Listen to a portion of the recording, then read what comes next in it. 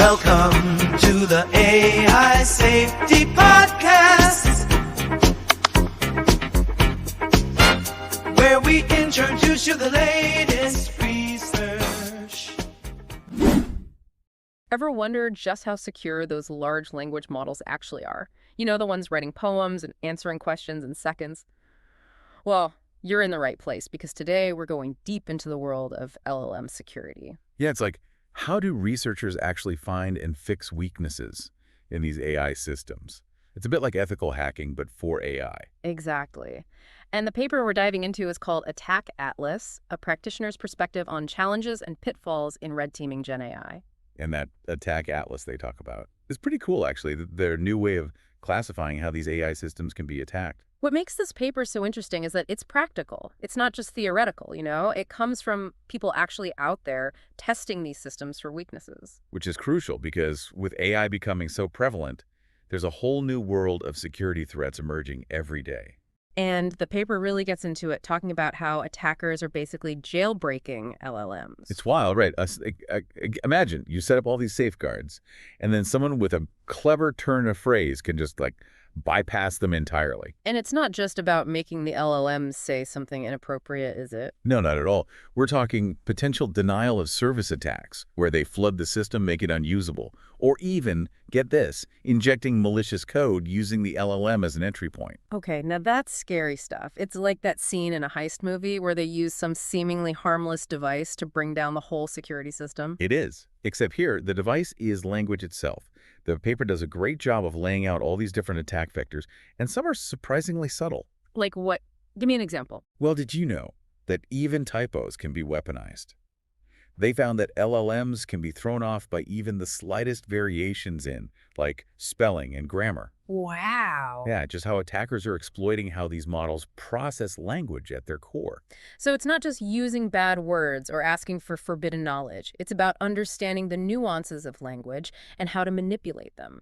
Absolutely. And one of the biggest challenges they talk about is defining what is actually malicious in this context. Yeah, because what might be harmful for one LLM might be totally fine for another one, right? Yeah. It all depends on its purpose and what it's been trained on. Exactly. It's not one size fits all at all. Like a chatbot for kids' games will obviously have different safety needs than, say, an LLM used by a cybersecurity firm. Right, of course. And that's precisely why those traditional security approaches, like using pre-built data sets of known attacks, they often miss the mark. They're just not tailored enough. Yeah, they might not reflect the vulnerabilities specific to the LLM you're trying to protect. And they definitely don't account for the creativity of real-world attackers. So if it's that complex, how do you even start to defend against something like that? It seems like, I don't know, trying to secure a fortress where the walls are made of words and the enemy can just reshape those words however they want. It is a fascinating challenge, and one that needs a deep understanding of both language and machine learning. But don't worry, we're not going to leave you hanging without some defense strategies.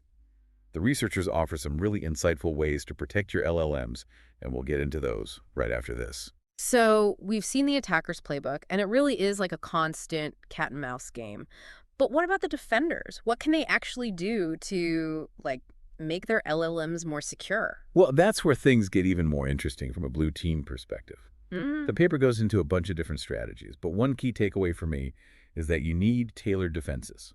Like a one-size-fits-all approach just won't cut it here. Exactly.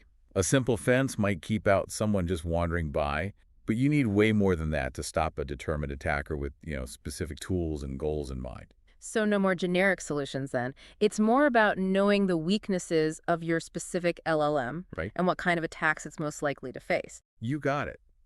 And while they do mention some really advanced techniques, I thought the most useful part was actually the more practical methods they highlighted, like black box methods that most people can actually implement, even without a ton of technical knowledge. Okay, now we're talking. Because let's be real, not everyone has a team of AI security experts on call. So what are some of these more accessible approaches? Well, one important point they make is that those guardrails, the safety measures built into LLMs, they're essential, but they're not perfect. Right, so you can't just rely on some basic keyword filters or pre-programmed responses. No way. It's way more nuanced than that. The paper actually suggests we need to shift from just blocking certain inputs to really understanding the intent behind them. That's interesting, because even with humans, it's not always about what you say, but why you're saying it. So how do you teach an LLM to make that distinction? That's where the beauty of machine learning comes in. You can train classifiers to spot patterns in language that might point to bad intentions, even if the words themselves are different from known attacks. It's kind of like giving the LLM a sixth sense for suspicious behavior. So instead of just looking for bomb, for example, it's more about recognizing if someone's trying to get information on how to build a bomb, even if they never say the word bomb. Exactly. And what's fascinating is that their research shows attacks within one data set might have similarities, but across different data sets, they're way more diverse. Wait, so what stops one type of attack might not work on another? That seems like a big challenge for making good defenses. It is. And it shows why just testing your LLM on one benchmark data set isn't enough. You need a wider approach, which is actually where the whole attack atlas idea comes in. But before we get into that, let's talk about how they measure how well different defenses actually work. Okay, so how do they do that? I'm guessing this is where those perplexity filters you mentioned earlier come into You play. got it. Perplexity filters, they're a really neat approach. Imagine you're reading something, and then suddenly there's this sentence that just seems totally out of place. Doesn't make sense in the context. You'd be pretty surprised. Throw you off completely. Exactly. And that's basically what a perplexity filter measures, how surprised the LLM is by the input it's getting. A high perplexity score could mean it's a potentially harmful prompt, something the model hasn't seen before and finds strange. So it's like the LLM's internal BS detector going off. Pretty much. But perplexity filters are just one tool in the toolbox. The researchers also looked at way more sophisticated stuff, like those machine learning classifiers we talked about, the ones you can train on specific attack types. And I'm guessing there's no silver bullet, no single defense that works perfectly every time. You're right, there isn't. Their benchmarking actually shows huge differences in performance depending on the data set and the defense used.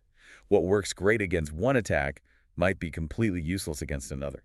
Which brings us back to knowing your enemy, right? You have to understand the specific threats you're facing to tailor your defenses. Seems like this attack atlas is going to be crucial for all of that. So should we dive into that now? Okay, let's unpack this attack atlas. So it's like the secret weapon for dealing with LLM vulnerabilities, but instead of an actual weapon, it's more like a roadmap, right? Yeah, exactly. Think of it as a way to navigate this whole crazy landscape of LLM attacks. Okay, I like that.